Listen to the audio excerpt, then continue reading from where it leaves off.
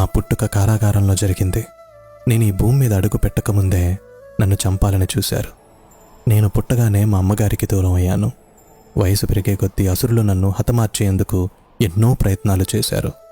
కాస్త పెద్దయ్యాక మా గ్రామం నుండి మకాం మార్చాల్సి వచ్చింది.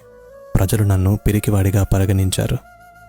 నేను ప్రాణంగా ప్రేమించిన అమ్మాయి నాకు దూరం అయింది. ధర్మం కోసం యుద్ధం చేసి ధర్మాన్ని గెలిపించాను. కానీ ఎంతోమంది మరణానికి కారణం నేనని నిందించబడి శపించబడ్డాను. శాపం కారణంగా నా వంశం మొత్తాన్ని కోల్పోయాను. కిందటి జన్మ కర్మ ఫలితంగా కేవలం బొటనవేలుకు బాణం తగిలి నేను మరణించాను. ఇంత జరిగినా నేనెప్పుడు ఫిర్యాదు చేయలేదు. ఎప్పుడూ ఎవరి చెడు కోరుకోలేదు. మరి నువ్వెందుకు నీకొచ్చిన ప్రతి చిన్న కష్టాన్ని భారంగా తీసుకుంటున్నావు?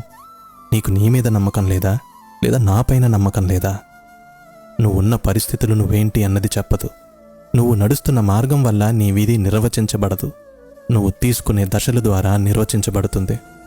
నీకు చెడు జరిగినంత మాత్రాన లేదా నీకు ఎవరైనా చెడు చేసినంత మాత్రాన కృంగిపోవనక్కర్లేదు. కర్మానుసారం జరగాల్సింది తప్పక జరుగుతుంది.